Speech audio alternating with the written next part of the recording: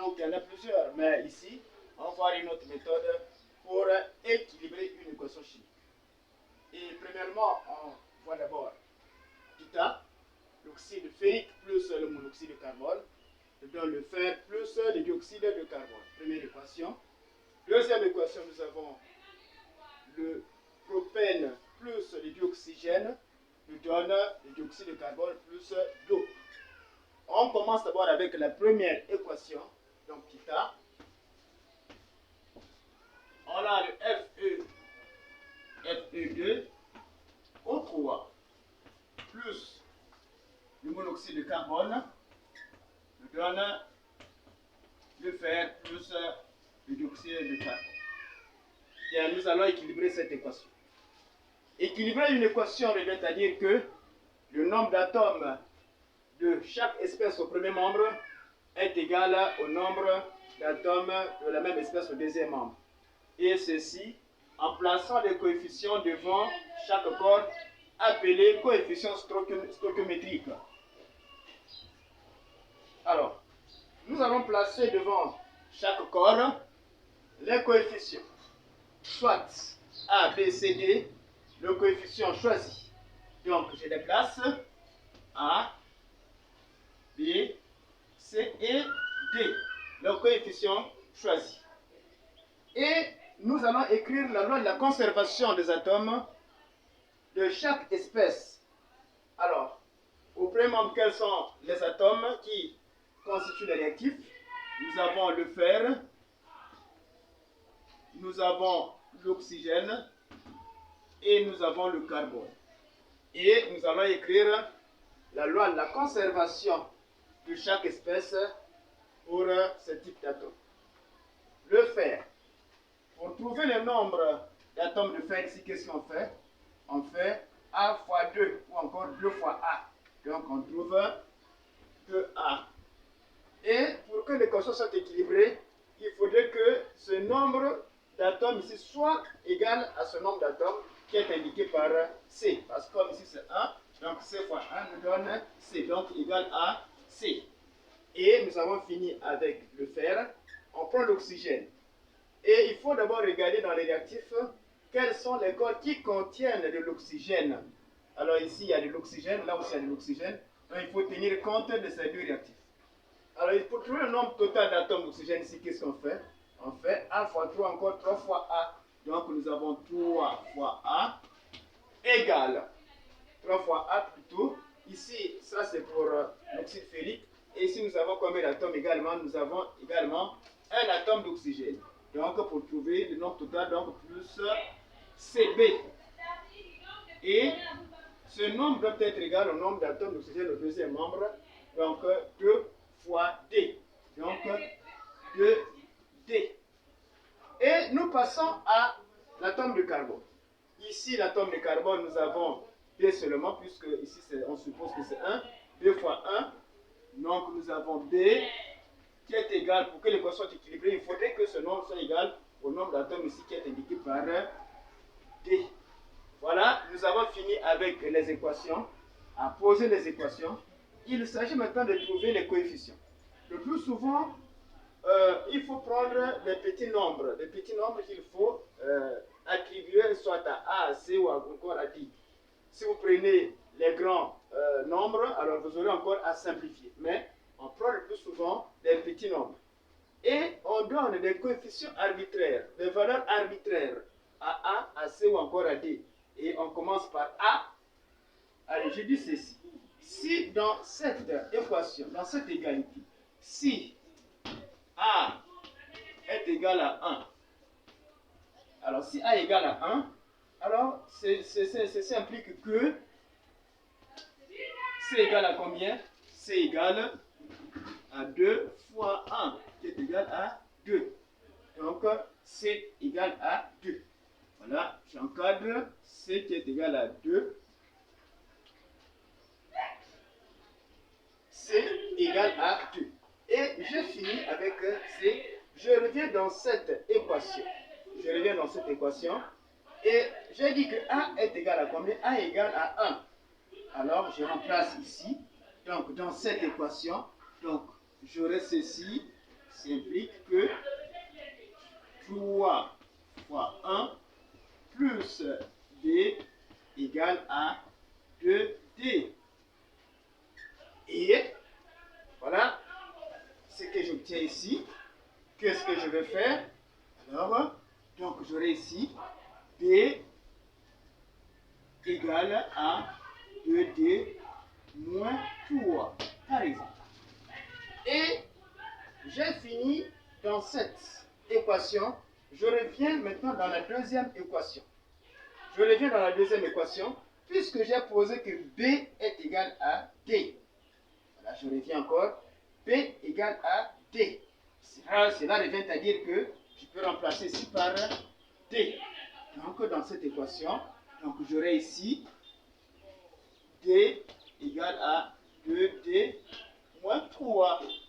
Et comme je vais trouver D, je renvoie maintenant D au premier membre. Et si je renvoie D au premier membre, donc j'aurai D moins 2D égale à moins 3. Et j'aurai moins D égale à moins 3. Tout D égale à 3. Voilà ce que je trouve ici. Et puisque D est égal à B, donc ceci est égal à B. Donc, on trouve A égale à 1, C égale à 2, B égale à D égale à 3. Et je remplace tranquillement dans mon équation. Donc ici la 1 sous-entendu, on n'écrit pas 1. Et ici je mets B égale à 3, C qui était ici, je mets 2, et D, je mets ici là aussi, D égale à B égale à 3. Mon équation est équilibrée.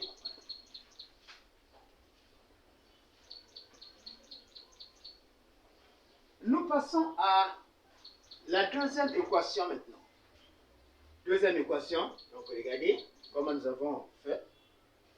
Et donc je peux effacer cette équation, on passe à l'équation B.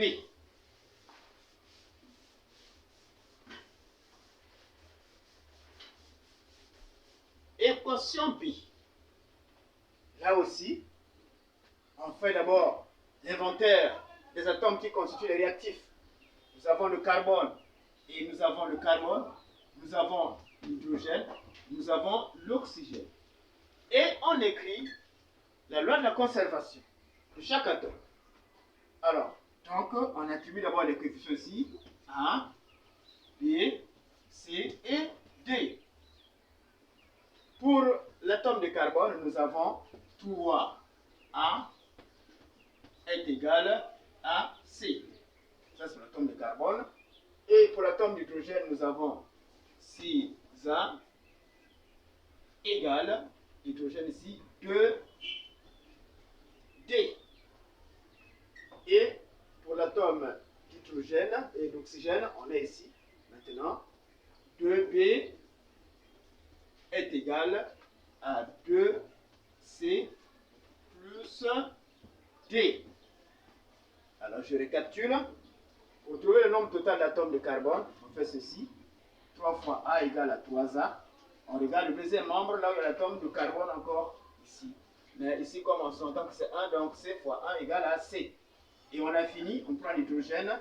Pour trouver le nombre total d'hydrogène, on fait 6 fois A, donc 6A, égale, on regarde là où il y a l'atome d'hydrogène ici, donc ça fait 2 fois D. Et on a fini, on regarde l'oxygène. Combien d'atomes d'oxygène ici? Donc nous avons 2 fois B. Donc 2 fois B égale à 2B, qui est égal ici à l'oxygène, donc 2 fois C plus D ici, puisque D est son donné. Et cette étape est finie. On donne maintenant des coefficients arbitraires à A. A égale à 1. Voilà. Si A égale à 1, ceci implique que C égale à 3. Comme on a fait, on a remplacé ici. A égale à 1. Donc 3 fois 1 égale à 3. Donc C égale à 3. Et nous avons fini. On cherche maintenant D. Alors, pour trouver D, qu'est-ce qu'il faut faire? D égale à 6A sur 2, qui est égal 6A, c'est-à-dire 6 fois 1, divisé par 2, égale à 3. Donc, D aussi est égal à 3. Voilà ce qu'on trouve. Et après avoir trouvé D et B, nous avons fini. Donc, on calcule maintenant B. Ici, nous avons fini. On a trouvé D ici. Et on passe à B. Quelle est la valeur de B maintenant? Donc, nous connaissons déjà C. Nous connaissons déjà D. Et on remplace 2B est égal C, qui est égal à combien? 3. Donc, 2 fois 3 plus D égale à combien? 3 égale à 9. Ou B égale à 9 sur 2. Et voilà, on trouve les coefficients, on remplace dans l'équation. Donc, A égale à 1, on enlève 1. A, B égale à 9,5, 9 sur 2. Et C égale à 3, 23 ici. Et D aussi égale à 3, on met également 3 ici.